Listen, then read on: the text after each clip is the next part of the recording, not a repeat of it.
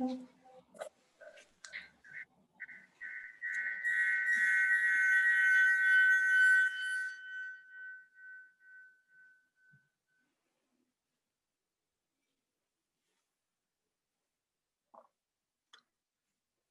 que vocês estejam bem.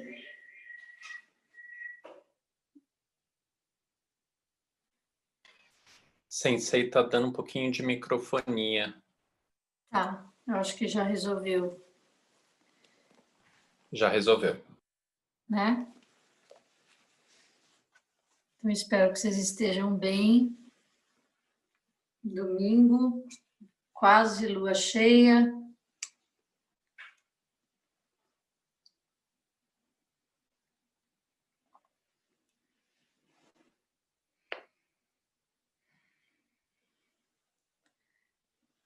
Eu estava pensando aqui em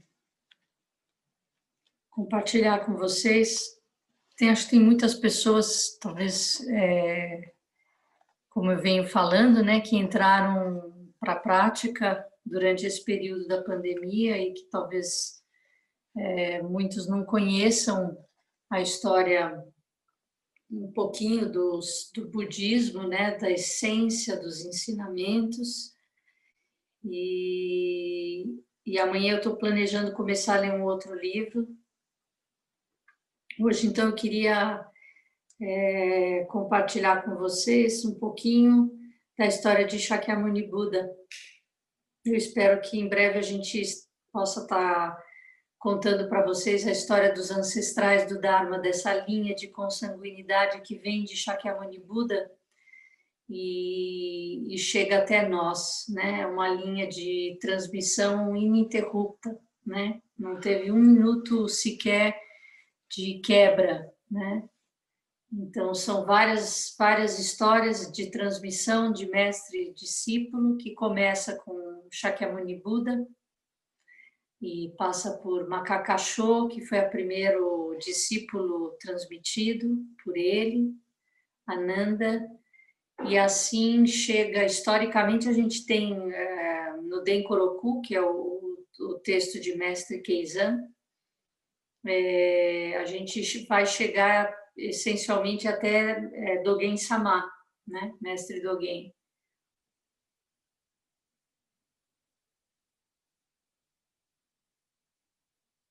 E a nossa linhagem parece que se separa em Gassan Joseki, porque a linhagem tem a ver com os professores, no nosso caso aqui, com os professores que estão na linha de transmissão da Monja Coen, né? Porque a minha linhagem passa por ela, né? Ela é que foi minha professora de ordenação, de treinamento e de transmissão, né? Então, ela recebeu a transmissão do Zengetsu Suigan e a partir dela entra a minha consanguinidade e de vários alunos que foram transmitidos também por ele, por ela, né, no caso. Mas hoje eu queria compartilhar com vocês o capítulo inicial do Denkoroku. Denkoroku foi o principal trabalho, o texto de mestre Keizan, que são os dois fundadores da ordem, né, mestre Dogen. Escreveu Shobogenzo, Olho Tesouro do Verdadeiro Dharma. Escreveu várias coisas, mas o Shobogenzo é o livro mais conhecido, né? E o mestre Keizan escreveu o Denkoroku, Anais da Transmissão da Luz. Nesse livro, ele descreve cada um desses casos. Então, ele conta, a narrativa dele segue um formato que ele escreve o caso, que é o momento da transmissão, ele escreve a circunstância desse momento, ou seja, a situação, o que estava acontecendo na época. Aí ele faz uma palestra, ele fala sobre isso e normalmente ele termina com um verso. Então, capítulo inicial é Shakyamuni Buda. Buda Shakyamuni. Caso. Shakyamuni Buda, ao ver a estrela da manhã, se ilumina e diz: eu, todos os seres da grande terra, simultaneamente nos tornamos o caminho. Circunstâncias. Shakyamuni Buda descendia da linhagem do Sol na Índia Antiga. Aos 19 anos, ele deixou o palácio de Kapilavastu no meio da noite e cortou seus cabelos no monte Daitopuzan, renunciando ao mundo. Praticou austeridades por 6 anos e então, finalmente, se sentou corretamente no trono do diamante. Aranhas teceram teias em suas sobrancelhas, passarinhos fizeram um ninho em sua cabeça e ervas cresceram por dentre suas pernas. Assim se sentou, tranquilo, ereto, imóvel por 6 anos.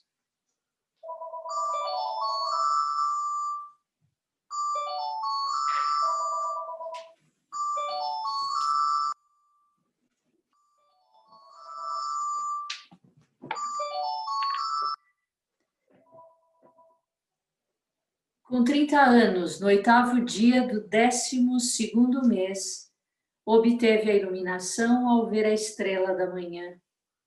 As palavras acima foram seu primeiro rugido de leão. O que ele fala aqui do primeiro rugido de leão é essa frase que ele fala assim que ele desperta, né? E para nós, historicamente, Shakyamuni Buda sentou 7 dias e 7 noites, e ao ver a estrela da manhã, ele desperta. E quando ele vê a estrela da manhã, esse primeiro rugido de leão é essa frase: eu, todos os seres e a grande terra, simultaneamente nos tornamos o caminho. Sem separação, eu e o outro e a grande terra, né? Eu e os meus, não, todos, sem exceção, são o caminho, né?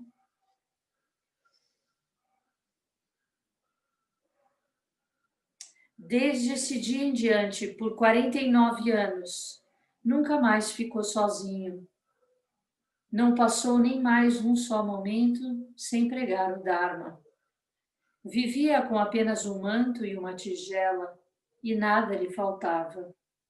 Pregou o Dharma incessantemente para mais de 360 assembleias. Finalmente transmitiu o olho tesouro do Dharma correto a Makakachô. Esta transmissão tem sido passada de geração a geração até o presente.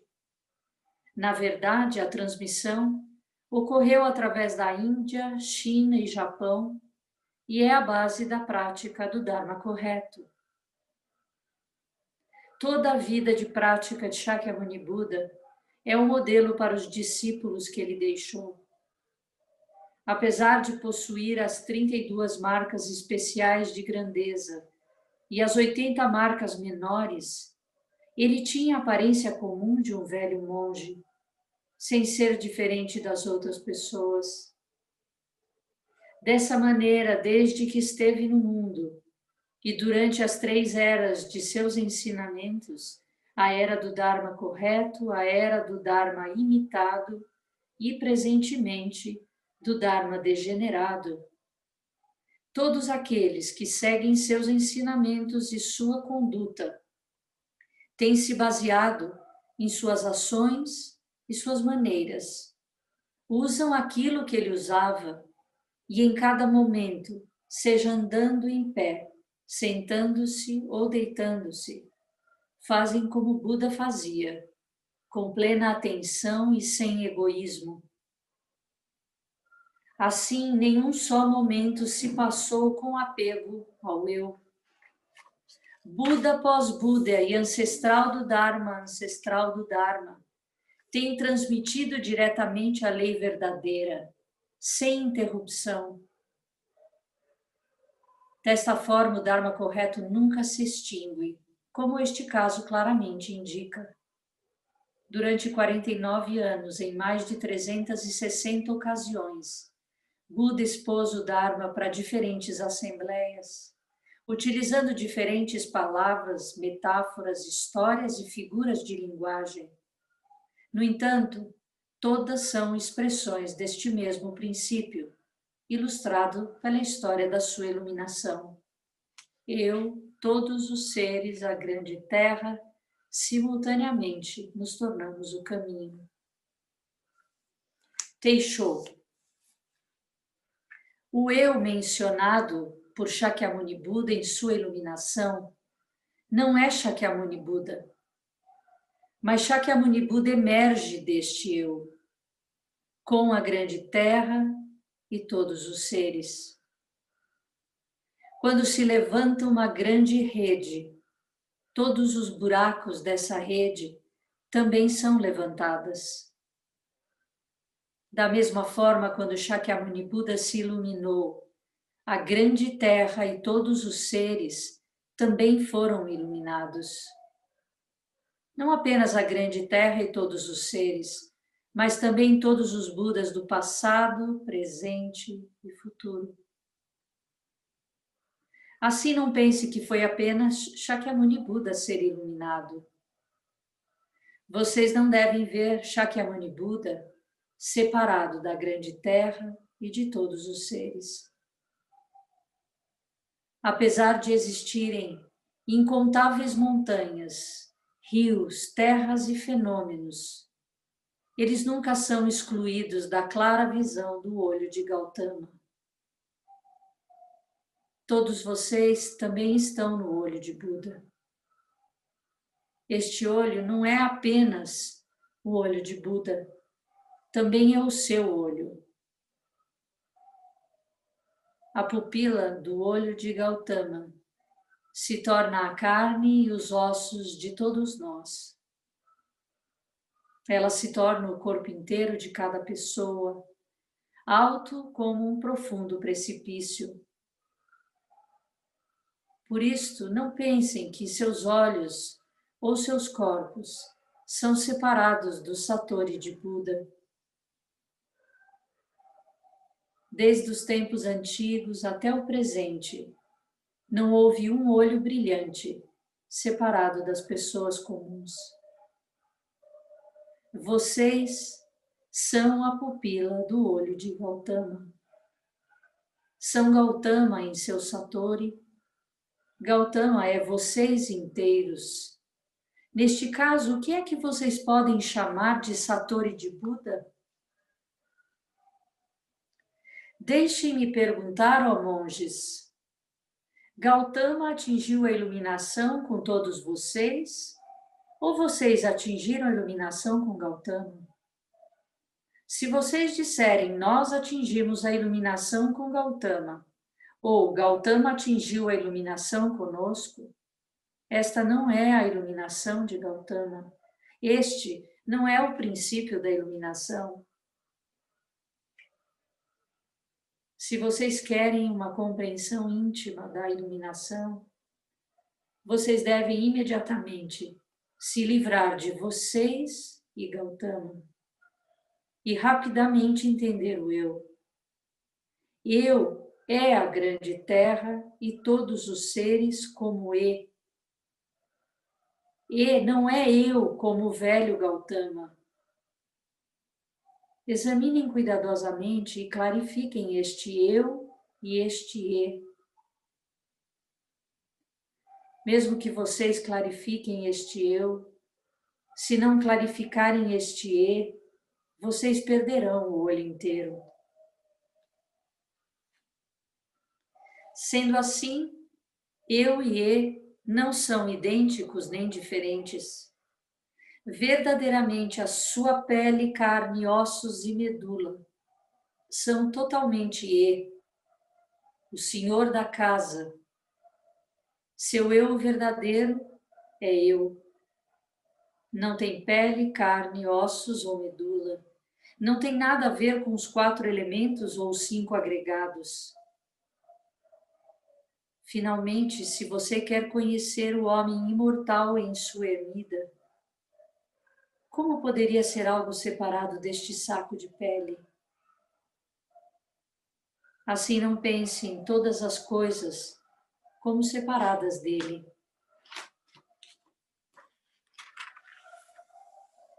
Embora as estações do ano mudem e as montanhas, rios e a terra tomem diferentes formas, na verdade, isso é apenas Buda levantando suas sobrancelhas e piscando seus olhos. Tudo isto é corpo único, abertamente, independentemente exposto nas miríades formas. Ele apaga as miríades formas e não apaga as miríades formas. O antigo mestre Hogan disse: o que você pode chamar de apagar ou não apagar? Jizo respondeu: o que você quer dizer por miríades formas?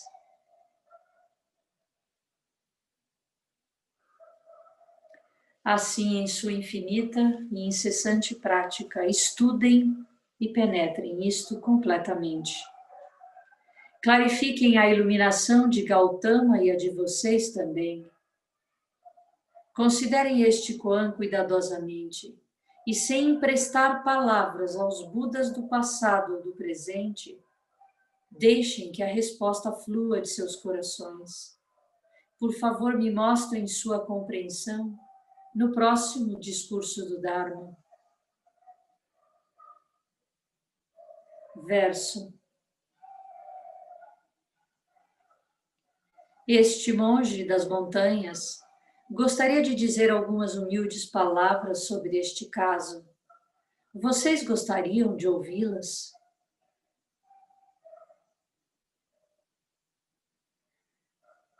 Um ramo esplêndido brota da velha mexeira.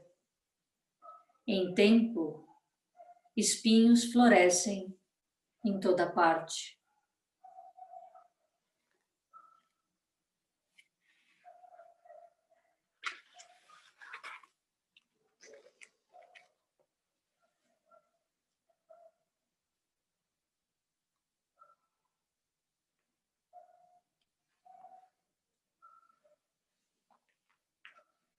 Não sei se tem alguém hoje aí que nunca tinha ouvido a história de Shakyamuni Buda, ou pelo menos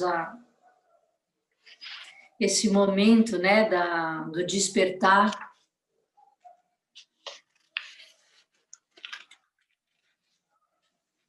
A nossa tradição, isso aconteceu de 1 a 8 de dezembro, né? Historicamente, é o período que Shakyamuni Buda sentou em Zazen por 7 dias e 7 noites, embaixo da árvore Bodhi, e quando ele vê a estrela da manhã, ele desperta, e o que é interessante é que ele diz, com a frase dele e com outras reflexões sobre esse momento, ele não fica claro que ele não recebe nada de fora, né? O despertar é algo que já está presente, né? É só clarificar, descortinar, ver com clareza, né? E conta a história que ele, nesses 7 dias, teve milhões de pensamentos que provocavam ele para sair daquele propósito, né? Metaforicamente, a história conta de Mara, né? Que Mara é o diabo, e que enquanto ele está sentado, Mara manda tentações para que ele saia do zazen, né? Ele saia desse propósito, e ele não sai, né? Ele se mantém. Então, como nós que sentamos e ficamos, ai, o que eu estou fazendo? Ai, tem coisa mais importante para fazer, ai, eu preciso fazer isso, eu preciso fazer aquilo. Quer dizer, hoje eu não vou sentar, hoje eu acordei assim, né? Eu já sentei ontem, então não sento hoje. Enfim, vários truques da mente para que a gente abra mão desse encontro, né? Desse despertar, que é o encontro com você mesmo, né? Mas é esse eu que ele diz, não é eu e, né? Não tem a separação, não tem essa ideia de separatividade, né? É uma não dualidade, né? A unidade com tudo que existe. Então, Esse primeiro caso é bem... A gente costuma lê-lo durante o Rohatsu Sesshin, que é o Sesshin em homenagem à iluminação de Buda, que a gente faz todos os anos, de 1 a 8. E a gente vai fazer esse ano também. E esse é o texto que a gente lê em todos os dias, né? Que é esse caso, o primeiro caso de que Keizan Samadhi escreve aqui. Alguém quer falar alguma coisa? Quer perguntar alguma coisa?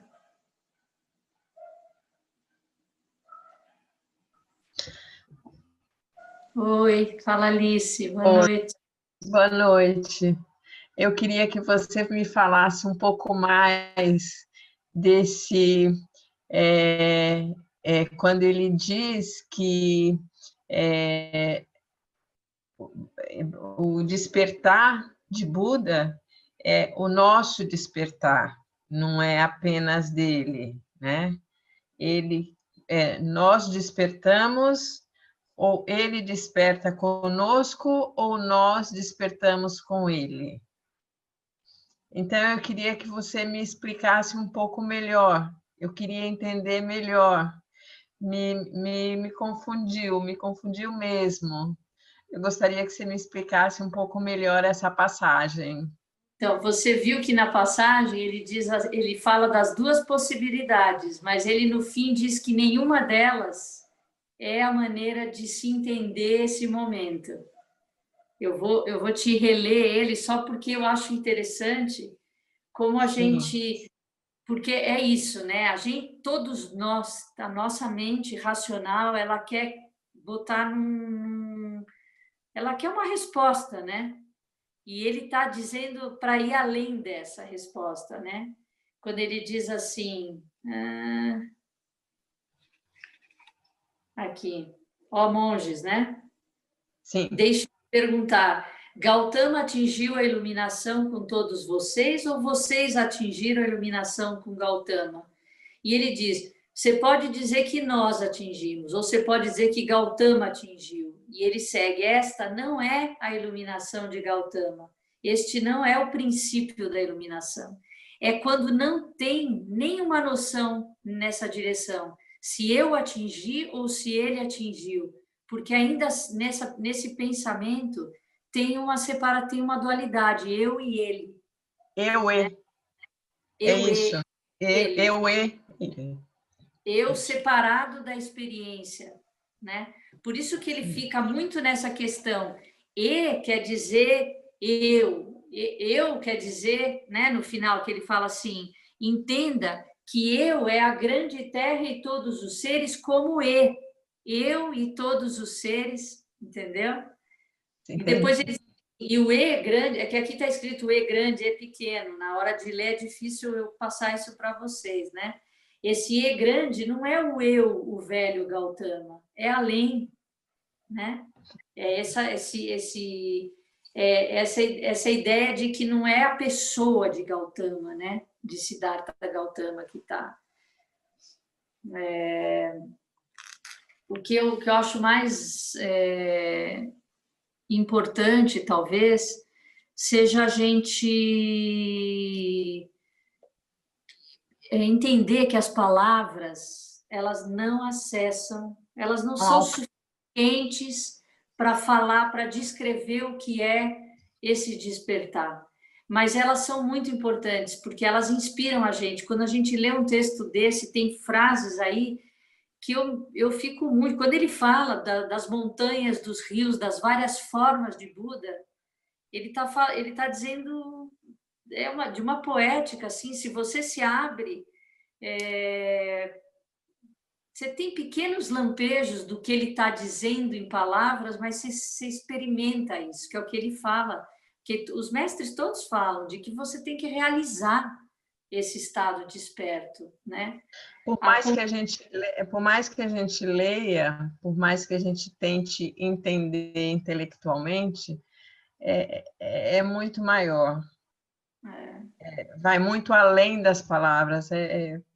A palavra ela é limitada para explicar, mas ela é importante.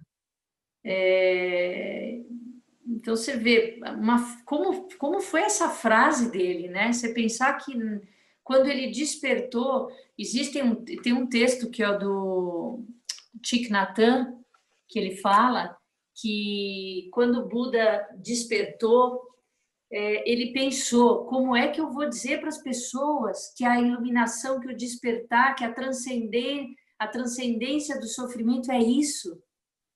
É só isso, no sentido de que é só perceber, né? E ele falou, como é que eu vou falar para as pessoas? As pessoas não vão acreditar, elas não vão entender. E aí diz que ele ouviu uma voz de Brahmani que disse, faça como fizeram os Budas do passado, anteriores a Shakyamuni Buda. A gente recita 7 Budas anteriores a ele, né? E o Thich Nhat Hanh, ele trouxe isso de uma forma linda, porque ele fala assim, é como se ele tivesse percebido a água e ele dedicou a vida a pensar em criar recipientes para transportar essa água e que ela pudesse passar de um recipiente a outro sem deixar desperdiçar uma gota, né? E o recipiente seriam os meios expedientes, a escrita, né? Uma que fala de um jeito, a outra desconstrói o que o outro falou, a forma como Dogen Samá escreve. É tudo para você não ter onde se agarrar que não seja na tua própria experiência, no teu próprio despertar, né? Porque não vai ter ninguém que vai poder descrever melhor o que é isso, se você não experimentar. A monja Coen costuma falar, é impossível descrever o gosto do sal para alguém se ela não puser na língua. Então, esses textos, eles estão para realmente inspirar a gente para continuar a experimentar, a ter a experiência da verdade. Sentar para despertar, sentar para entender que esse despertar acontece inúmeras vezes no seu dia e você não percebe. Porque a gente criou uma ideia do que é o despertar. E nessa ideia, ela fica inacessível. Aí eu lembrei agora de uma outra passagem que eu acho bonita também, diz que um monge contou uma história para um grupo que não eram muito praticantes sobre essa procura pela iluminação, né? Esse despertar. E aí ele dizia que ele tinha lido para a filha dele uma historinha, que a menina estava no jardim, no parque e tal, ela viu um coelhinho, ela queria ir lá pegar o coelhinho, corria atrás do coelhinho, o coelhinho... Aí ela viu um passarinho, ai que lindo passarinho, ela ia atrás do passarinho, o passarinho...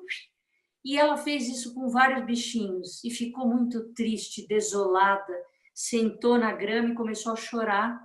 E enquanto ela ficou ali paradinha chorando, veio o passarinho, veio o coelhinho, veio todos os bichinhos. Quer dizer, tem que ter uma procura, mas se a gente vai com muito afinco, se a gente cria uma expectativa, a tua chance de perceber quando ela acontece é muito pequena, né?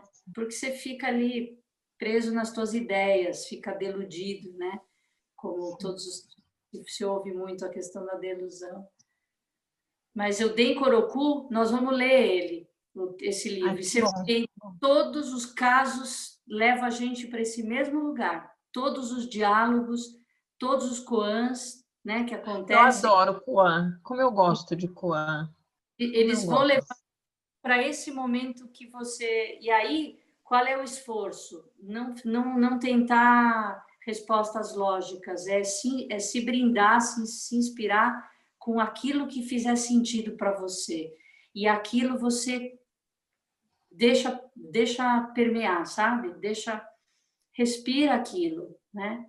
Em algum momento no teu dia depois de tanto ler, de tanto ouvir, aquilo se torna vivo em você. E esse é o despertar, né? Muito obrigada, Alice. Mais alguém? Então vamos encerrar? Eu queria falar só uma coisinha. Ai, Michel. Tudo bem? Tudo Eu achei bom. demais a última frase do texto. Nunca tinha ouvido isso. O poema? Que ele fala, em tempo, espinhos florescem em toda parte. Vou levar isso para a semana ou para o resto da vida, porque... Não é? Porque a gente cria uma ideia que espinhos não é parte, né? Eu acho lindo esse poema. Tem uma Ou que é ou, né? Que é espinho ou flor. E o espinho é uma coisa e a flor é outra, mas a planta floresce inteira. Né? Tem uma segunda opção de tradução aqui que a Monja Coen deu. Ela diz assim, essa que eu li é que eu costumo ler mais, mas ela diz assim: um ramo esplêndido brota da velha mexera. Em tempo, espinhos florescem também. Eu gosto mais do espinhos florescem em toda parte, que é a que eu li para vocês, né? É lindo mesmo. Então é isso, muito bom. Vamos encerrar? Então vamos fazer a retribuição de méritos. Que os méritos de nossa prática se estendam a todos os seres e que possamos nos tornar o caminho iluminado.